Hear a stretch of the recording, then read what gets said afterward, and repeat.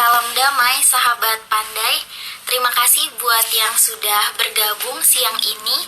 Agak mendadak, tapi sebenarnya Pandai sudah posting tentang buku ini beberapa waktu yang lalu, mungkin kemarin atau 2 hari yang lalu.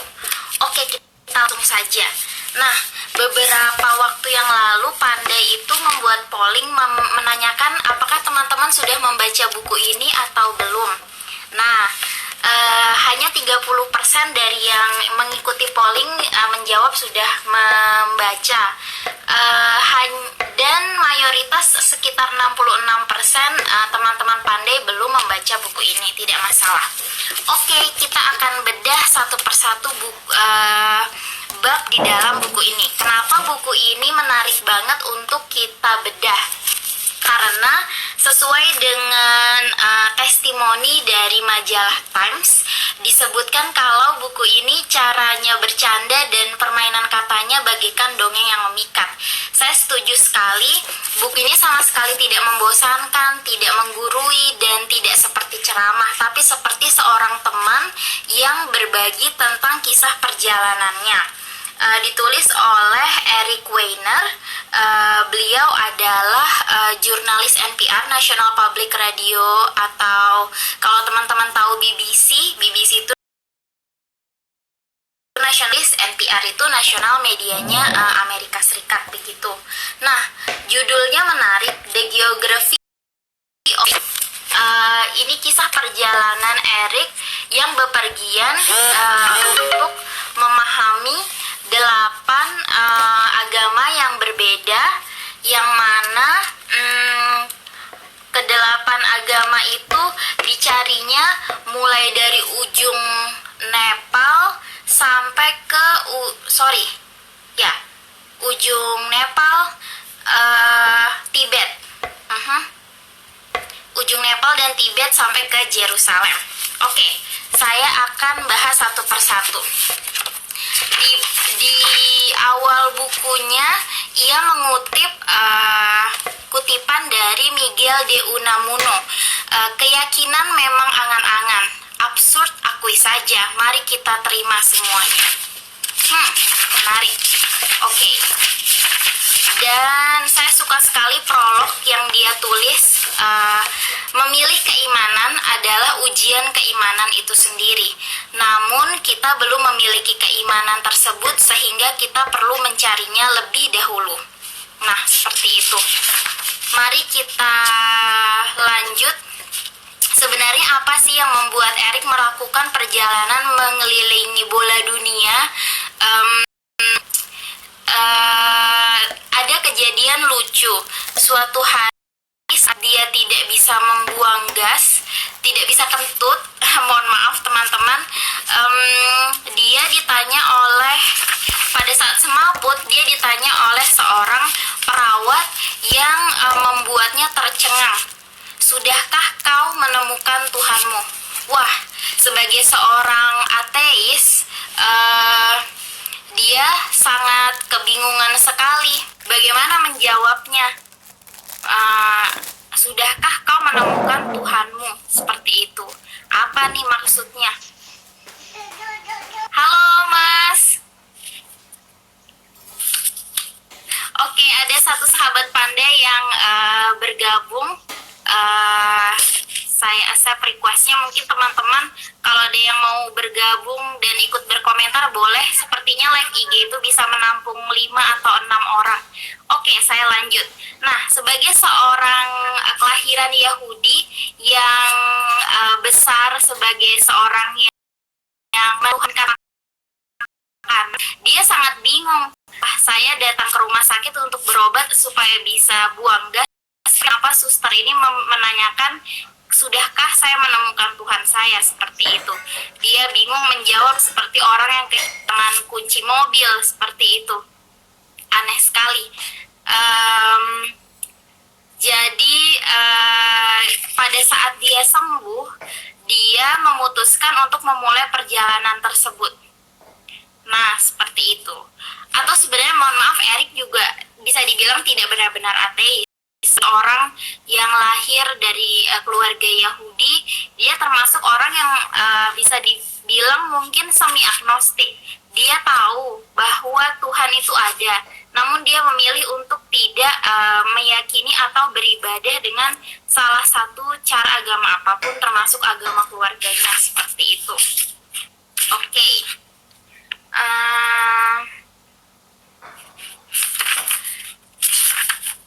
Kemudian itulah tadi kenapa alasannya dia mencari agama hingga keliling dunia.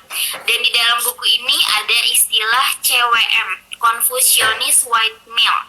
Teman-teman jangan dibingungkan dengan istilah mungkin kalau diterjemahkan di dalam bahasa Indonesia. Confucianist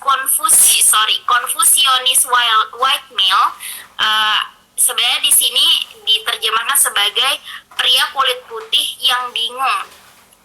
Jadi dia mendeskripsikan dirinya sebagai orang yang berjiwa muda, ya walaupun dia mendeskripsikan dirinya udah di atas 40, berpikiran terbuka, mencari Tuhan, mengetahui, untuk bersenang-senang dan mungkin lebih. Nah, saya sangat suka sekali di prolognya dia mengatakan pencarian Tuhan ini lebih untuk bersenang-senang, bukan dalam kesedihan atau dalam rasa seperti ada yang memaksa begitu. Walaupun dia juga ingin menjawab pertanyaan suster yang sempat dia temui di rumah sakit.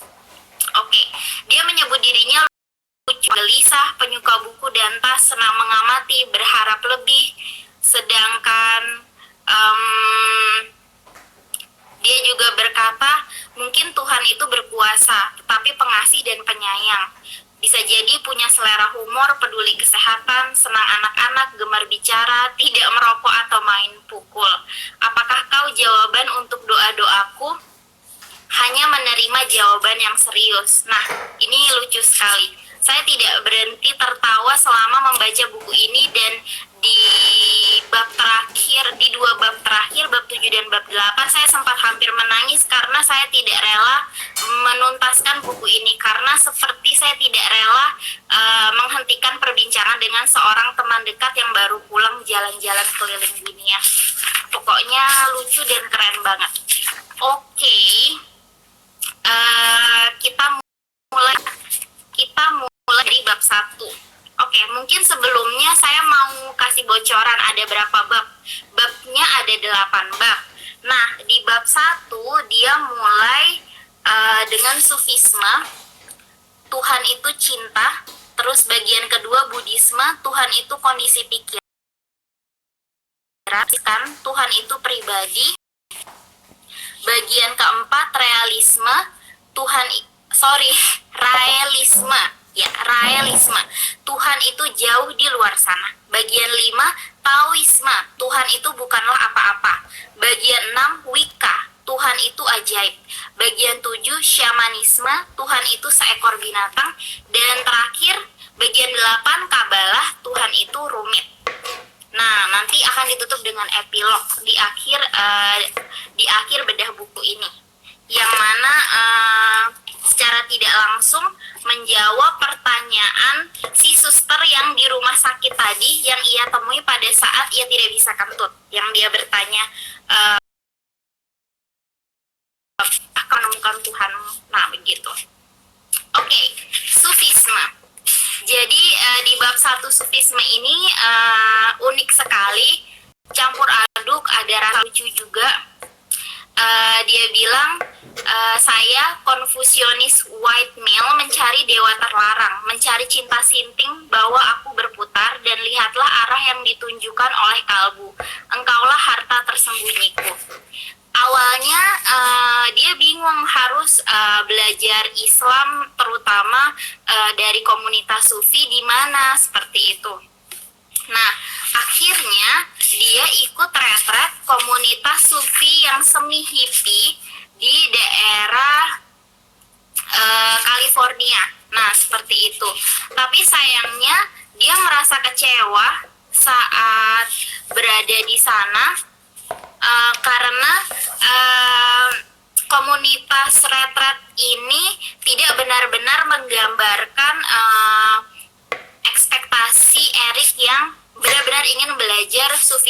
yang murni gitu. Nah, memang benar di dalam disebutkan kemanapun kamu menghadap di sanalah wajah Allah, seperti itu.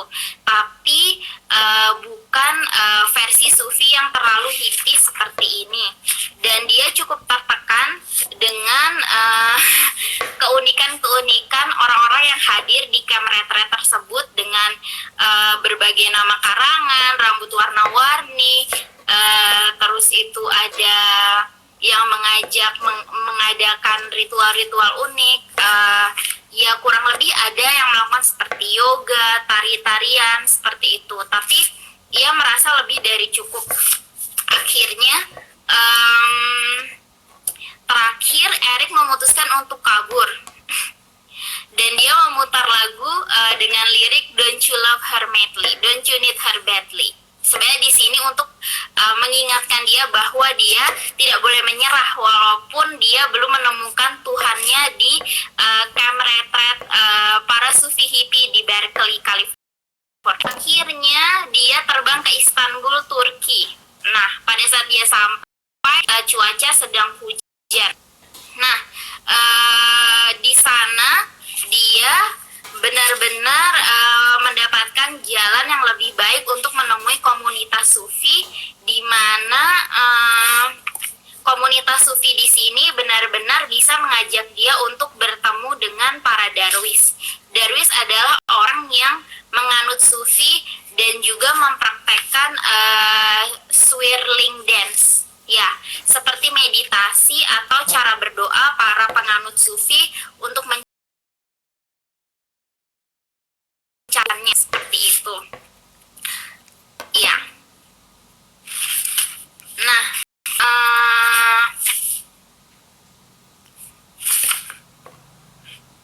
memang tujuan dari sufi ini sedikit unik dan di berbagai dialog lintas iman juga diperbincangkan bahwa komunitas sufi ini memiliki cara yang unik untuk berdoa dan berkomunikasi. Mereka meniru kondisi pikiran menjadikan Nabi Muhammad SAW di Al-Quran. Itu yang disebut seorang sarjana agama yang pasti teman-teman kenal, Karen Armstrong. Tapi lebih dari itu, para sufi ingin mengalami pengalaman spiritual yang mistik di mana mereka bisa mencapai satu titik di mana seperti ekstasi meditasi saat melakukan putaran-putaran yang berulang di dalam tarian sufi tersebut, begitu. Teman-teman harus baca bab 1 ini bagi teman-teman yang ingin sekali mengenal lebih dalam salah satu komunitas muslim yang disebut komunitas sufi, seperti itu. Teman-teman yang suka dengan Rumi, mungkin saya juga bisa sarankan untuk membaca Rumi. Siapa sih yang nggak tahu Rumi? Bukan hanya orang-orang beragama dan berkeyakinan yang mengenal Rumi. Salah satu yang terkenal, karya yang terkenal adalah Fihi Ma Fihi. Sebenarnya buku Fihi Ma Fihi yang sudah diterjemahkan ke dalam banyak bahasa ini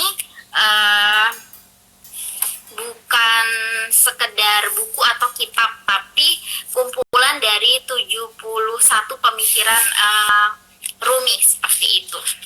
Oke. Itu tadi bab 1 sufisme. Saya akan lanjut ke bab 2, Buddhisme. Tuhan itu kondisi pikiran. Eric pusing, lelah berputar-putar, perlu duduk sebentar, mendambakan kewarasan dan kedamaian hati, mencari partner berakal sehat, jujur dan berbudi pekerti luhur yang pernah datang ke sini. Tolong, aku butuh pencerahan. Oke. Nah, akhirnya setelah selesai dari Turki, dia sempat pulang sebentar ke Washington, ke Kathmandu, ke Nepal. Nah, di sanalah ia melakukan pencarian tentang Buddhisme, agama Buddha. Tapi sebenarnya setelah selesai membaca satu bab tentang pencarian Erik untuk memahami agama Buddha, orang-orang Buddha di Nepal dan Tibet sendiri tidak mau menyebut Buddhisme sebagai agama. Ya, unik sekali bukan? Saya juga jadi belajar seperti itu karena Buddhisme menurut catatan Erik di sini tidak sibuk untuk memikirkan atau mencari Tuhan seperti yang dilakukan di perjalanan awalnya Sufi. Buddhisme lebih fokus untuk mengalahkan ego diri sendiri dan melakukan bakti untuk sesama di bumi di mana kita hidup dan tinggal seperti itu. Dan selama di Kathmandu, seperti biasa, Erik yang suka membaca buku, dia melengkapi dirinya dengan banyak sekali buku bacaan yang dia beli di toko buku lokal, dan juga dia menemui banyak orang yang bisa membantunya berlatih meditasi ala Buddha seperti itu. Nah, itulah yang sangat menarik, dan ini salah satu bab yang cukup panjang, tapi banyak kelucuan juga karena menurut saya Erik sangat jujur dan tidak berpura-pura saat dia belajar meditasi, di mana harus sangat disiplin dengan posisi duduk, berbaring, atau berjalan dengan cara tertentu seperti itu. Ada satu kutipan yang menarik di bab 2 ini, halaman 175. Secara teologis, agama bukanlah semacam bahu untuk bersandar. Agama berasal dari bahasa Latin religio, yang artinya mengikat. Tetapi Buddhisme justru menjunjung ketidakterikatan. Buddhisme agama yang melepaskan konsep jiwa, Tuhan, dan akhirnya dirimu sendiri. Aku tidak tahu apakah aku bisa melakukannya. Seperti itu. Ya, dia sangat jujur sekali tentang tantangan memahami agama yang satu ini. Oke, itu tadi bab 2. Saya masih mau lanjut ke bab 3, Fransiskan. Tuhan itu pribadi. Erik merasa hampa, mencari dewa yang lebih dekat dengan rumah. Apakah kau tipe penyayang? Platonik pun tidak masalah. Dekat rumah maksudnya karena Erik tinggal di Washington DC, dia datang menemui komunitas Fransiskan, yang mana salah satu komunitas Katolik yang mana didirikan oleh Santo Fransiskus dari Assisi. Ini komunitas yang ia temui ini berada di New York, jadi tidak sebegitu jauh dari tempat tinggalnya di Washington. Itulah tadi maksudnya mencari Tuhan di dekat rumah. Oke, nah komunitas Fransiskan yang ia temui di New York para bruder, atau bisa dibilang sebagai orang awam, saya menggambarkannya sebagai para pemuka agama pria yang tidak menikah atau selibat dan menyerahkan dirinya untuk melayani Tuhan dan juga komunitasnya, begitu. Nah, mereka juga melucuti dirinya dari kepemilikan. Mereka tidak memiliki gadget, tidak memiliki mobil baru. Mobil di komunitas mereka untuk melakukan pelayanan pun merupakan mobil keluaran lama yang penting masih bisa dipakai seperti itu. Kalau dicontohkan dalam cerita Erik di bab 3 ini, dia sempat sekali ikut mengantarkan uang sedekah naik mobil bersama salah satu bruder dengan naik mobil yang terbatuk-batuk. Nah, jadi bisa kita bayangkan seberapa tuanya mobil tersebut. Dan lucunya kebanyakan anggota Fransiskan ini adalah mantan orang-orang penting di Amerika. Ada yang mantan corporate, mantan sales and marketer yang udah sukses banget, dan lain-lainnya seperti itu. Cuman di akhir-akhir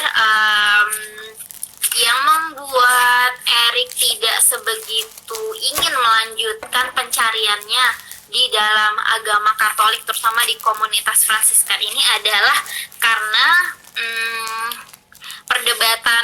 perdebatan jiwanya tentang pilihan aborsi. Nah, Erik emang laki-laki, tapi dia orang yang pro-choice dan pro-life seperti itu. Sedangkan para bruder Fransiskan ini sama sekali menolak aborsi, dan ia sempat kaget saat dia diajak kampanye anti aborsi ke salah satu klinik aborsi di New York seperti itu. Nah, jadilah Erik memutuskan untuk pamit saja dari komunitas ini tanpa menyinggung perasaan. Jadi di akhir bab 3 ini di halaman 238 ia berkata, "Saatnya bagiku untuk pulang. Para bruder memberikan nama beberapa tempat yang mau menerima sukarelawan. Aku bersumpah akan menindaklanjuti informasi tersebut, tetapi mungkin aku tak akan sempat. Aku akan kembali sibuk. Kehidupan akan ikut aku," mengatakannya kepada bruder Crispin yang berkata, "Tidak, istri dan putrimu adalah tugasmu. Tentu saja, kedermawanan dimulai di rumah. Mengapa baru sekarang terpikir olehku?"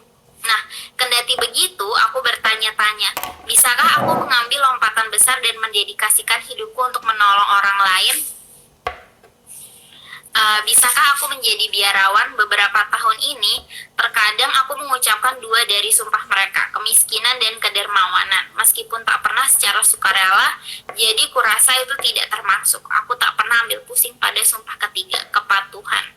Sayangnya, meskipun sangat mengagumi dan menyukai para biarawan Fransiskan, aku tidak bisa membayangkan untuk menjadi salah satu dari mereka. Aku tak punya disiplin diri. Aku tak punya hubungan pribadi dengan Yesus. Lagi pula, aku terlalu menyukai benda. Dan sejujurnya aku terlalu menyukai pengalaman. Aku tidak menyadari bahwa beberapa kilometer jauhnya sebuah agama yang menungguku tidak hanya mengizinkan kenikmatan di dunia, bahkan menyucikannya. Seperti itu. Jadi pesan terakhir juga dari komunitas Fransiskan adalah manusia bukan hanya sering menjadi sombong dan arogan dan lupa akan orang lain, lupa untuk membantu komunitasnya, lupa untuk menjadi relawan, bukan hanya karena pesona dunia, materialisme atau kepemilikan barang, tetapi pengalaman hidup atau pengalaman pekerjaan atau pengalaman apapun juga sering menutup mata seorang manusia, bahkan menjadikannya arogan. Itulah tadi yang diambil dari ilmu yang diambil dari para biarawan Fransiskan di New York oleh Erik, walaupun Erik merasa belum bisa mempraktekkannya dengan baik. Oke, terima kasih teman-teman. Kita lanjut ke bab 4, realisme. Nah, jujur saya pertama kali dengar agama realisme ini ya di bukunya Erik ini, Geography of Faith. Jujur mungkin di Indonesia saya juga belum pernah dengar sama sekali, dan ini ilmu baru, jadi saya share banget ke teman-teman. Ini salah satu bab yang paling pendek di buku ini, bab 4 ini, jadi teman-teman wajib baca. Di sini Erik bilang, realisme, Tuhan itu jauh dari sana, merasa nelangsa, mencari Tuhan yang menyenangkan dan sedikit liar, mau berpetualang di luar zona nyamanku. Apakah kau cukup asyik untukku? Oke, saya akan langsung spoil aja berbagi isi dari bab 4 ini. Jadi, realisme ini agama yang sangat unik. Di halaman 243, Erik bercerita Raelian adalah agama terbesar berbasis UFO. Ya, ada lebih dari satu agama semacam ini sebenarnya di dunia. Mereka percaya bahwa umat manusia, bahkan semua makhluk hidup di bumi, diciptakan 25.000 tahun silam oleh ras asing yang pintar dan baik hati bernama Elohim. Nah, dia melihat diorama yang menjadi maket dari kedutaan para umat Raelian ini untuk bisa didirikan di Yerusalem guna menyambut sang pencipta yang akan turun pada 2035. Nah, sebelum hal ini bisa terjadi, Elohim pada dasarnya ingin agar manusia hidup bersenang-senang. Allah menciptakan kita untuk kesenangan, fakta yang dengan sengaja diabaikan kebanyakan agama lain. Nah, Raelian ini bertekad untuk memperbaiki kekeliruan itu. Kita tidak dapat melihat Elohim, tetapi mereka dapat melihat kita dengan teknologi superior. Mereka selalu mengawasi kita. Dan sesekali melalui nabi terakhir, seorang wartawan kurang penting dan pengemudi mobil balap asal Prancis bernama Claude, yang kini disebut Rael atau Sang Rasul. Jadi Rasulnya bernama Claude yang kemudian dikenal sebagai Rael. Nah, kedengarannya agak janggal, tapi itulah kenyataannya seperti itu. Nah, untuk belajar Raelisme ini, Erik pergi tidak seberapa jauh, tidak sedekat tidak sedekat Fransiskan yang berada di New York. Komunitas Raelisme ia temui di Las Vegas. Ya, Las Vegas, kota yang terkenal sebagai tempat bersenang-senang. Tapi kali ini ia datang ke Las Vegas dengan tujuan untuk belajar agama, tapi agama yang mengajak umatnya untuk bersenang-senang. Salah satu cerita yang paling menarik di bagian Raelisme ini, Erik diajak salah satu kegiatan bertukar gender, di mana ia harus memakai pakaian serta riasan gender lain yang bukan gender dirinya. Begitu.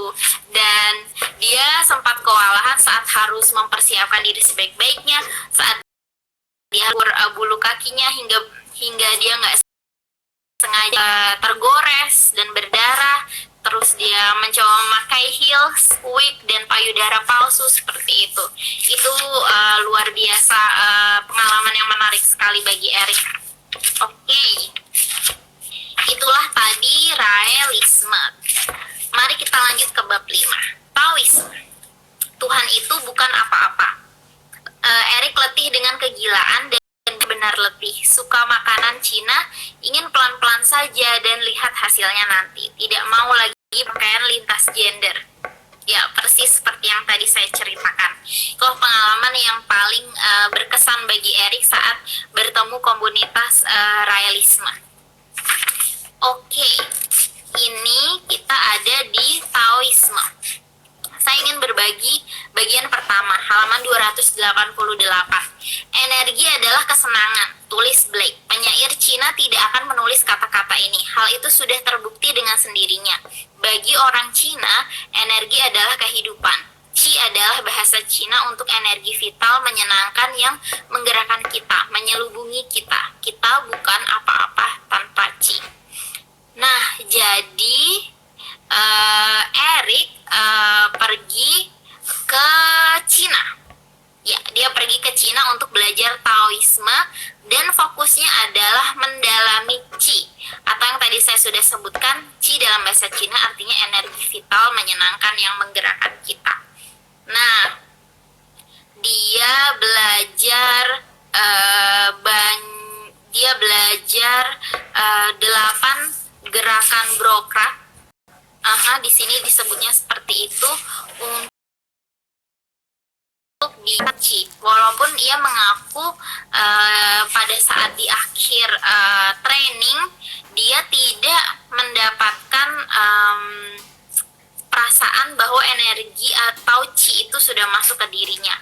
Tidak apa-apa baginya. Dan dia merasa senang karena untuk sejenak dalam hidupnya di Taoisme ini, komunitas di situ membantu dia untuk melambatkan atau slow down sebentar hidupnya yang selama ini begitu cepat dan begitu lupa untuk menikmati sejenak present moment. Kalau di kalangan teman-teman peduli dengan kesehatan, mindfulness atau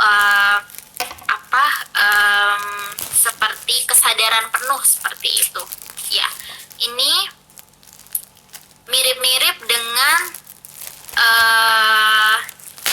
meditasi Buddhisme yang juga memfokuskan pada kesadaran penuh seperti itu, tapi Taoisme lebih fokus kepada pencarian jalan untuk energi tadi masuk. Jadi diri yang kosong itu lebih baik untuk menerima jalannya masuk energi. Jadi Taoisme sendiri bisa dibilang sebagai jalan seperti itu. Satu hari halaman 295 Erik bilang dia melihat majalah berjudul Empty Vessel, cangkang kosong, dan dia menyukainya. Akhirnya dia mengontak kontributor majalah tersebut atau kantor majalah tersebut, tapi kantornya pun kosong seperti judul majalah tersebut. Inilah yang membuat dia semakin penasaran untuk belajar Taoisme seperti itu. Jadi yang saya pahami di sini, Taoisme adalah filosofi hidup. Dia lebih menyebut dirinya sebagai filosofi hidup untuk mencari jalan seperti itu. Jalan yang seperti apa bisa dirasakan dan dialami oleh mereka yang mencari dirinya masing-masing. Kemudian yang menarik juga di halaman 300 dan 301 ada pembahasan tentang yang sering dipahami. Kita cenderung menggunakan yin yang untuk memaknai dua hal yang berlawanan. Yin yang untuk memaknai dua hal yang berlawanan. Perempuan adalah yin bagi yang lelakinya atau semacamnya. Namun makna sebenarnya bukan itu. Yin yang menggambarkan polaritas, bukan perlawanan, dan ada perbedaannya. Kedua kutub membutuhkan satu sama lain dan bahkan tidak mungkin ada tanpa keberadaan yang lain. Seperti halnya atas tak bisa ada tanpa bawah, panas tanpa dingin, keduanya saling bergantung dan saling aktif. Malam tak bisa tanpa siang. Iya nggak teman-teman, seperti itu. Oke, itu tadi Taoisme. Mari ini juga bab yang termasuk panjang sekali. Kita lanjut ke bab agama Wicca. Saya juga baru dengar selain realisme, agama yang saya baru dengar tuh juga namanya Wicca. Ini ada di bab 6. Ini salah satu bab yang pendek juga, yang menarik. Wicca, Tuhan itu ajaib. Erik mencari sedikit sihir dalam hidupku. Mungkin aku butuh lebih dari satu Tuhan untuk memenuhi kebutuhanku. Terbuka untuk hubungan multi Tuhan. Mari kreatif bersama-sama. Oke, Wicca itu agamanya para witch, para penyihir seperti itu. Dan mereka adalah orang-orang yang sangat misterius dan sangat susah ditemui, begitu.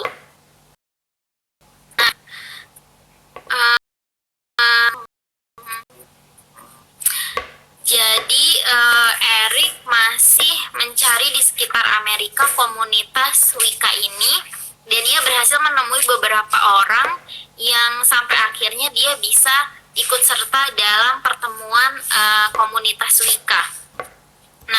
Inti dari agama Wicca di bab ini yang saya tangkap dari tulisan Erik adalah di agama Wicca bisa dibilang ini agama yang politeisme.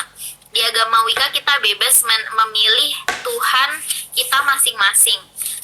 Kita bebas memilih dewa-dewi yang mau kita yakini seperti itu. Dan suatu saat kalau kita merasa bosan atau tidak cocok dengan dewa atau dewi yang kita pilih, kita bisa memilih dewa atau dewi lain yang kita rasa cocok dengan diri kita, seperti itu.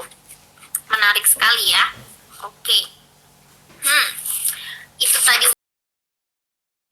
babnya cukup pendek. Makanya saya juga membahasnya tidak seberapa panjang. Oke, 2 bab terakhir. Bab 7, Shamanisme. Tuhan itu seekor binatang.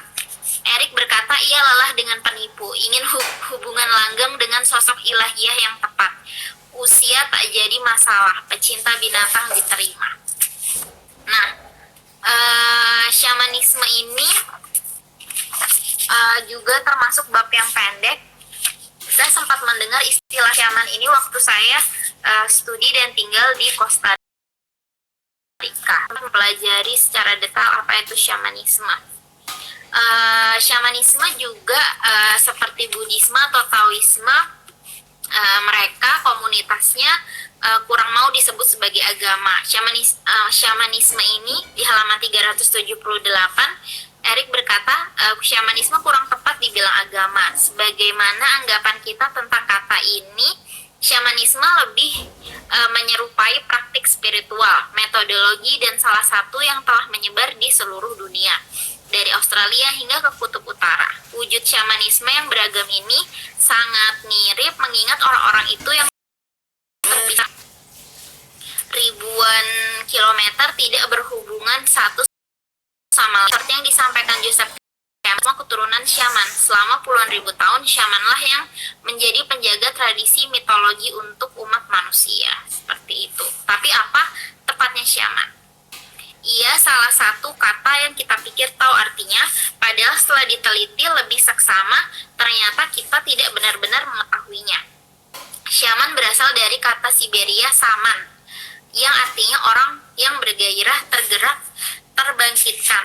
Aku suka sekali artinya. Syaman kinetetik, syaman peduli. Mereka bukan penyembuh yang dingin dan berjarak tanpa kepentingan.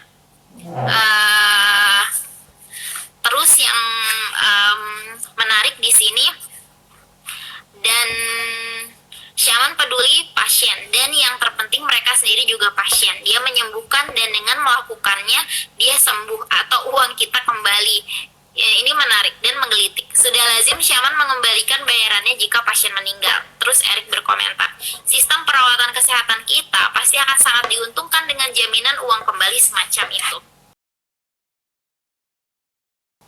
Memang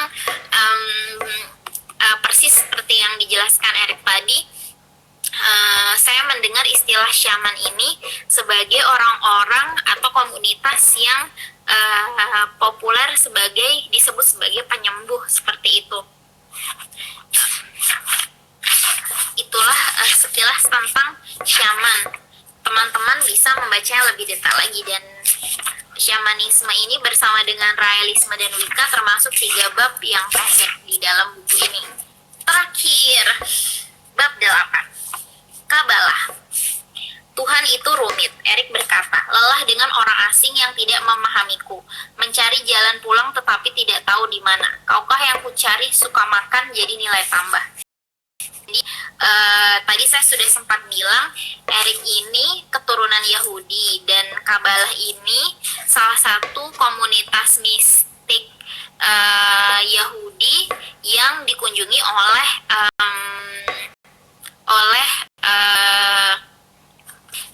komunitas mistik dan spiritualis Yahudi yang dikunjungi oleh Erik, dan ia merasa pada akhirnya ia sampai di titik di mana seperti dia mengitari lingkaran dan dia sampai di titik awal, titik pulang. Nah, seperti itu. Atau bisa dibilang sufinya Yahudi kali ya, seperti itu kalau saya seperti itu. Oke, tapi sebenarnya Kabalah ini boleh dipelajari oleh orang yang non-Yahudi juga. Saya sempat berbincang dengan beberapa teman saya yang beragama Yahudi dan juga berkeluarga negara Israel waktu saya kuliah di UPS Costa Rica, dan juga di salah satu interfaith dialog atau dialog lintas iman bersama Dr. Alfred Munzer, salah satu penyintas Holocaust. Nah, disebutkan bahwa agama Yahudi itu unik karena berkait dengan darah atau ras. Sedangkan bagi mereka yang ingin mempelajari agama Yahudi tapi tidak memiliki garis keturunan Yahudi atau Judaisme, bisa juga mempelajari Kabalah. Walaupun juga ada orang-orang yang cukup ortodoks dan konservatif mungkin memahaminya berbeda begitu. Ya persis seperti sufisme yang beberapa orang atau beberapa komunitas lain memahaminya berbeda di dalam lingkaran komunitas Muslim. Oke. Kabalah ini dibahasnya sangat-sangat panjang karena ini agama yang berkaitan dengan jati diri Erik. Jadi ini cukup panjang tapi kurang lebih sudah saya jelaskan. apa itu Kabalah. Terakhir, sebelum saya, kupikir inilah saatnya membedakan antara agama yang buruk dan baik.